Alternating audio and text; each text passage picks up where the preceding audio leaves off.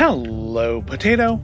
Today we are going to look at some Star Wars Lego, old and relatively new, which is to say at least the newer set is still something you can purchase from Lego. But first, let's look at the old. We have here Kit 7134. It was released in the year 2000. It is obviously a Lego A-Wing. And you can tell it's from that original 2000 series from a couple of reasons. One, the minifigures have the classic yellow Lego faces, the little dot eyes and the little lion mouths. Unlike your more modern ones, which were the licensed characters at least come with the skin tones of the characters are supposed to be. It kind of looks like it was built in Minecraft. There's no real flat edges. Everything is studded. Almost everything. And it's got these bright neon thrusters, which a lot of those original release Legos had, this kind of day glow highlighter thing. Now, this is not quite the complete set, unfortunately. I do seem to have lost one of the legs. It's probably actually up on the shelf where this is normally kept. But I do have the little crate that goes inside of it. I actually thought I had lost that, but there's actually a spot in the ship to store it, and that's where it was. So yay, I just need to find that missing leg. As far as articulation goes, that's almost it. So you can get that crate, because this doesn't actually, does it? Oh, it does lift off. I thought this just popped off. In actuality, it does pop off. It's supposed to open up, but it doesn't. So we can put it back now. Have I broken a 20-year-old set? Maybe. There we go. And I believe the characters in this aren't named. Of course, like everybody is named now. It's just a little pilot who is not even in particularly Star Wars-y attire. It just kind of looks like a space guy. Is that what they wore for the A-Wing pilots? I don't remember. But I mean, if you didn't have him in a Star Wars vehicle, I think you could be excused for not realizing he's a Star Wars minifigure. This was, I think, around 150 pieces, 116 pieces plus minifigures. I don't know if that 116 includes the minifigures or not. But it's a very small set. But it's, for what it was, for that first generation of Lego kits from Star Wars, or Star Wars kits from Lego, it's not bad. I mean, it's, I would say it looks better than the Slave One does. Now, let's compare it to something a little bit more modern, and that is this one. Kit 75248. Wow, have the numbers gone up on those things, huh? The Resistance A-Wing Starfighter. This was released as part of the Rise of Skywalker merchandise. It is still available on the Lego website, I think for $40, maybe $30. Anyways, I had purchased this on Amazon Prime Day. It was pretty much the only thing I purchased on Amazon Prime Day, because they had it for 17 or 18 bucks. And given that, I did verify. I went to Lego.com and checked to see what they were selling it for, and it was actually a good price.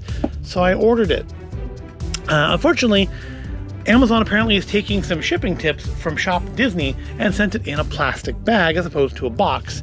And so it is, I don't know, I'll show some camera, but you have some significant munchage here. I mean, you wouldn't want to give this as a gift. Luckily, I'm giving it to me. So yeah, it's only 269 pieces, so it's going to be, I expect to be a little bit bigger and quite a bit more detailed than our 2-decade-old counterpart here. I mean, you can already see just on the box. This is a lot smoother, a lot slicker, a lot less visible studs. We have the little fins on the back there are actually fins, not 1x1 bricks, or 1x2, 1x3 bricks. So I mean, and of course, characters in this actually have names. We have the pilot Snap Wexley, and it comes with a Lieutenant Connix minifigure. We can see her back there. So let's pop this open and see what we're looking at here. This one's a thumb punch box, not a tape box. Let's get all our little plastic bags out. There's a part of me that'll be glad when they do switch over to doing the paper bags, because these little plastic bags get everywhere. But at the same point, you can't see through paper bags, so that's kind of bad. Let's put you back there. Let's put you back there with it. So just small build, 3 bags, number 2 and 3. Unfortunately, we've actually quite a few stickers. There's a, Lego, you could do printed pieces for these. You really could. For the price you charge, you could do some more printed pieces. That's a lot of stickers for a set that's less than 300 pieces. 1, 2, 3, 4. Basically, it's all in pairs. 2, 4, 6, 8, like 10 stickers here. We have the numbered. I could have just read the numbers, couldn't I? 10 stickers here for a kit that's less than 300 pieces. That's a little weird. It's a little insane. Now, this set's a couple years old now, I think. Again, it's still in production, or at least it's still available from Lego. But it is new enough to have the QR code for the instructions, so I guess that's nice. But yeah, let's jump to the fast forward and get it put together, and then see what it looks like side by side with our classic guy here.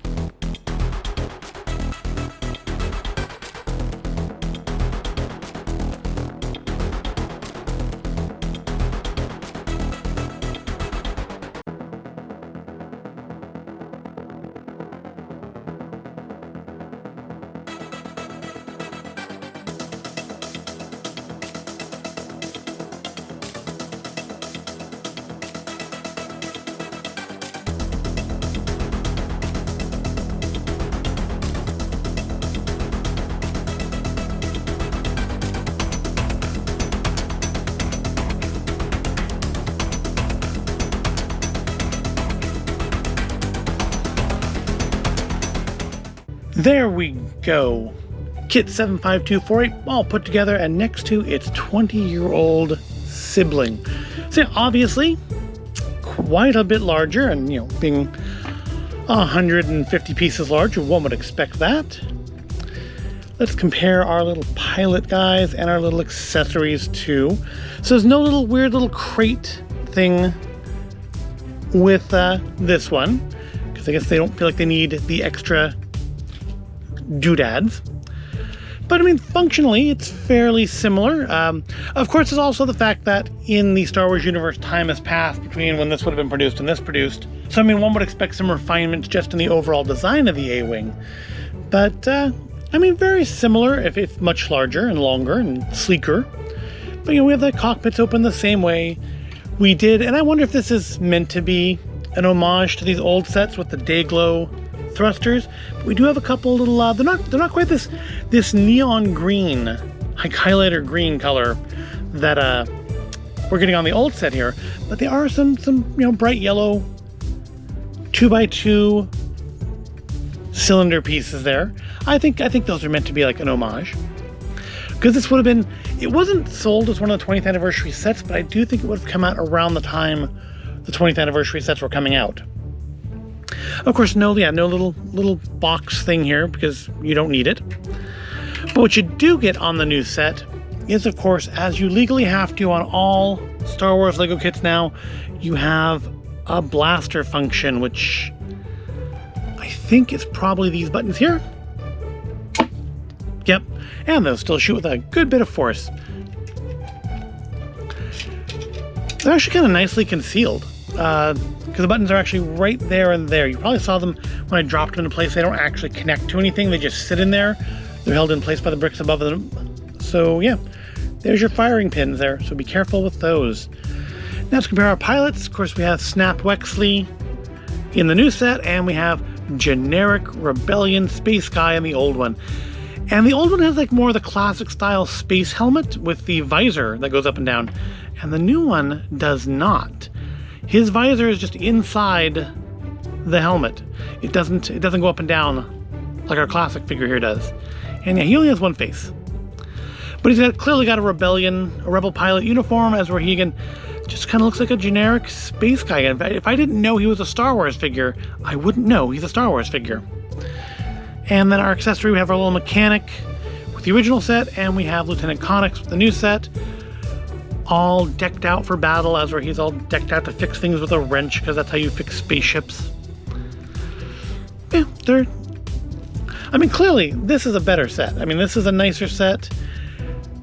This is something that looks more like the one from the films. However, when this came out, kind of like with those original Star Wars figures, I think I've said that on here before, that when I look back at those classic Star Wars figures I had when I was a kid, and I look at what's available now, like Star Wars Black Series, Marvel Legends, those old figures just don't look good. The sculpts aren't great, the paint jobs usually aren't very good, there's like no articulation. That's why I don't like the reaction figures for the most part, because they remind me of those figures, and they're supposed to, that just weren't very good. So 20 years ago when this came out, and there was nothing better, this was pretty darned impressive. This is much more impressive. When you put them side by side, I don't feel it's as stark as it was looking at the Slave 1 original set versus the more recent set, but it's pretty stark. I mean, they're clearly very different models. Also on this one, interestingly, the landing gear retracts so that you can fly it around without having legs sticking off the bottom, or indeed having to remove those and lose them, as again I apparently have with the third leg for that one. But it's a nice set. No little extras hidden in it other than the blasters. You do have the rotating guns on the side, just like you do on the old set. And then one thing you didn't have the old set, which is stickers. Lots of stickers. And you know what?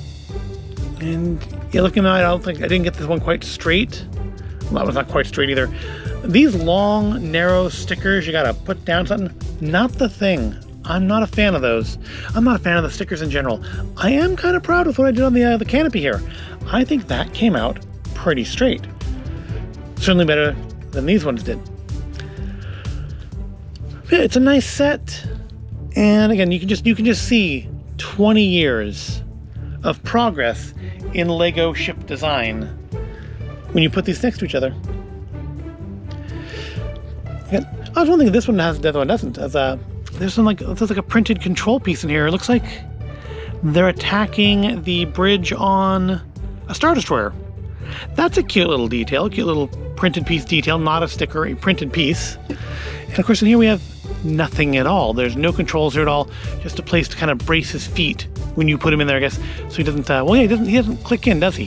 He just slides in.